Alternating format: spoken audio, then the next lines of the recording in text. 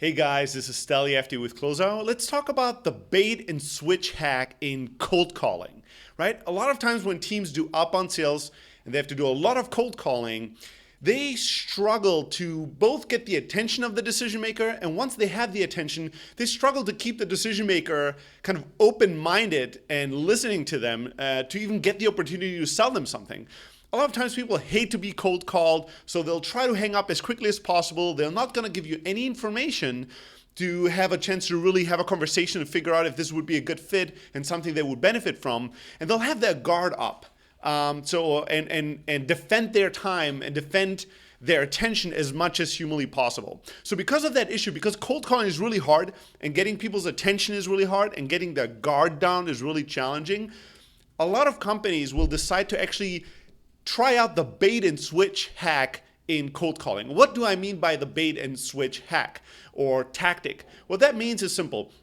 You basically call and you pretend to the reason of your call is X when it's really Y. You pretend that you're doing, let's say, a survey, or you pretend that they, in some really scummy ways, companies would pretend you've won something. You won the lottery, you won whatever, a tax break or something. But then actually the entire conversation is a sales pitch to something. It's a super shady tactic, and lots of people would kind of condemn it from the get-go and say baiting and switching is really, really bad. But it's still pretty effective in many cases. And a lot of companies, and good companies with good products, good services, good people, are trying it out of desperation. So let's talk about the tactic, the good and the bad, and if you want to do it, how to do it right. So first of all, if you do it right, what the baiting and switch tactic can do is actually allow for enough space for the other person that you're cold calling to actually listen to you, for you to get to know them better, and then when you actually figure out that there's a really good match, to pitch them in a much more effective way as they having their guard down. So that in itself is actually pretty amazing and exactly what you want. Now, let's talk about the ethical side of this. Is this ethical or not? Should a good business actually pursue these kind of tactics? Well, if you ask me, it depends, right? It really depends. Depends on if you truly believe that what you're selling is creating value in their life, and if the call that you're making, the thing that you're offering at first, which is not your product directly, in and of itself is also valuable to them, and if it's actually truthful. So let's say many bait and switch cold calling tactics involve a survey. So somebody will call you and say, hey, my name is John. I'm serving local businesses like yours in the area, and if you have a minute, I would want to ask you 3 questions. We'll assemble the results and we'll share our lessons learned with you. It might help you run your business in a more successful way. Do you have just 2 minutes for 3 questions? Let's just get started, right? And many people will actually, entertain the idea and go with the survey with you and answer these few questions with you. Now, if you take those questions and you actually just throw them away or don't even write them down, and it's just a total fake, you don't really care, you don't really listen, and you won't do anything with that survey, then in my book, it's not ethical. But if you actually take the opportunity to make the survey valuable, then it could actually be a good idea. And I think we just got the first few printed versions of our book, The Ultimate Guide to Outbound Sales. How fitting is that? No. Let's wait till I actually finish this recording before we do that. So, coming back to baiting and switching, if you honestly, why not actually do a survey? Why not actually take those results and assemble a report that's honest, that can teach you about your market and teach the company something valuable? So if you actually do a survey and assemble these results and create a report and share it with the people that you called, I think that's a totally ethical and viable business strategy, a way for you to build value, a way for you to actually build a relationship. And at the end of the day, creating value in the market, irregardless if they're going to buy your solution or not. All right, enough, Phil. Stop it. All right. So that's kind of like the way that I look at it from an ethical perspective. Now let's talk about it more tactical. When does baiting and switching work and when doesn't it? Crazy enough, in the last few days, I talked to two different businesses that are trying this in one way or another. And both of them actually had really great results at the beginning of like actually getting attention, actually getting people to share the information with them and get excited about it, and then having really horrible results in the pitch. So in one company's case, what they would do is they would call companies and ask them for a survey. They would take 2-3 minutes and actually go through those questions with them, and then they would hang up. And a day later, somebody else would call that lead and completely disconnected from the survey and try to use that information they gained from the survey against them in selling them. And they found that that wasn't really that effective because that new person that was calling still struggled to get the attention. People had their guard up. They weren't listening. They were hanging up on them. So it seemed like the survey was a waste of time. And the other company, they tried something completely different. They had like an exclusive deal with a big amazing bank in their area, and they would call companies, tell them, listen, we have this exclusive deal with this bank, and we can include you in the program that will actually get you free marketing to all this bank's customers. And that was actually true. People would get totally excited, would say, yes, I want to sign up for that. I want to get my business, get free marketing through that big local bank that I love and trust. So that was awesome. And they would say, well, do you have 5 minutes for us to go through this program with you? People would say yes. And then when you actually look through the demo, they actually demoed me and gave me that presentation. There was no word anymore about that bank, although that program truly exists. They jumped right into the pitch of their product and why they should become customers of it. And there was a massive disconnect. And they figured out that a lot of people were excited and wanted to talk to them, but then a lot of people didn't really buy into the pitch. Why?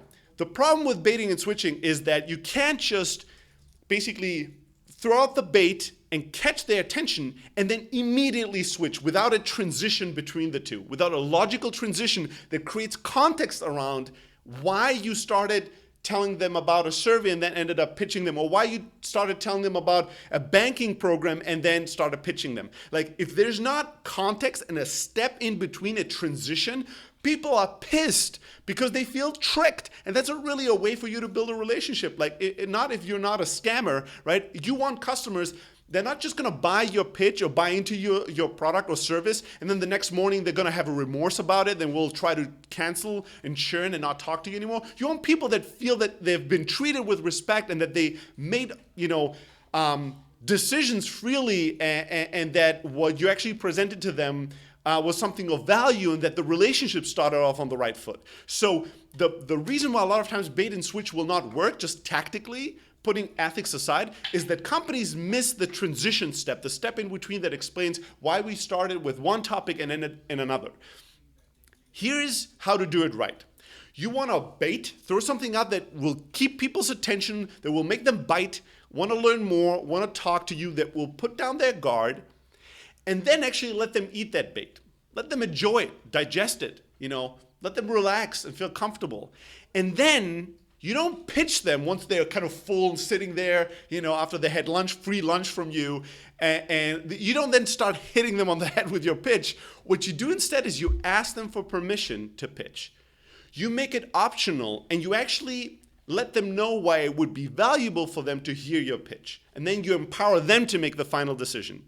I'll give you an example how to do this. So let's say you call local businesses, you have some kind of a product or service for local businesses that you think is amazing, and you call them and you say that you're making a survey in the local area and we'll share the results with them, right? Let's say they say, yes, I have 2 minutes to give you a few answers, and you start asking them questions. Instead of just keeping the questions on a top level and saying, well, what are some of the challenges that your business has? Let's say that's a question that we have. Oh, what are some of the challenges that your business has? Well, the guy on the other end of the line says, well, growth is always a thing, like always more customers, more revenue, is that not something that everybody wants?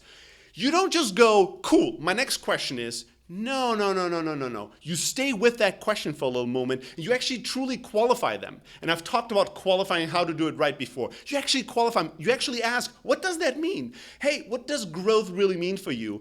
What would it look like? Have you experienced kind of a decline in the past of revenue? Has it been steady and stagnating, or has it been like slightly growing but not enough? Like, what really is the thing, and how many more customers would you have to service, and what have you tried to actually kick back the growth curve? Like, you stay with them with the question, not just on the service, but you go really deep and you try to understand what their business is like, what their needs are, and what their situation is really like. And then don't make the mistake of being like a sales asshole, right? Don't just go when they say something that is a signal to you that you're going to be able to give them a good pitch when they say, well, we'd love to grow. Don't just go, oh, awesome, right? Growth, you really need growth, you're really desperate. Well, we have something for you. No, fuck you. Why don't you stay with them and you empathize a little bit and you tell them that it's okay that they need more growth, or that it's okay if the company has declined. If they tell you, well, we've been declining steadily, say, hey, that's really worrisome, but you know what? I'm talking to many small business owners, and a lot of them are going through the same phase.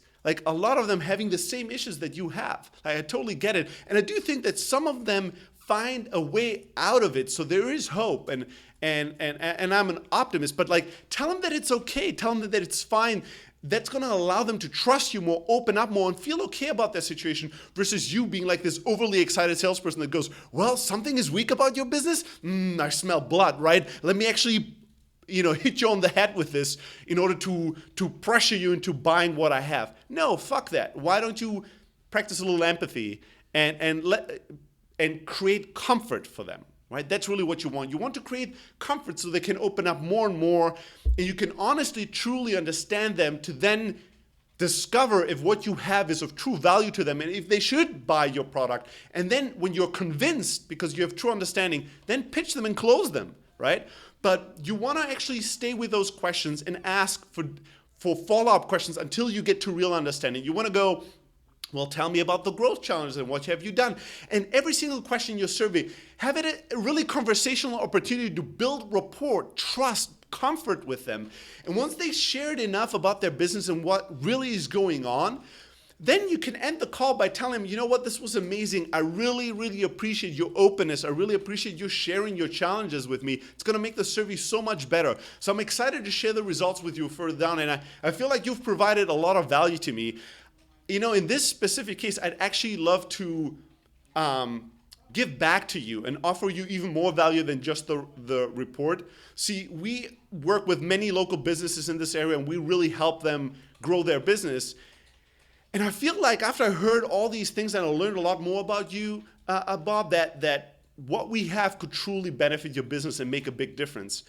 But the purpose of this call was not for me to actually tell you more about what we do, but I kind of feel like an obligation to do so. So I want to leave it up to you.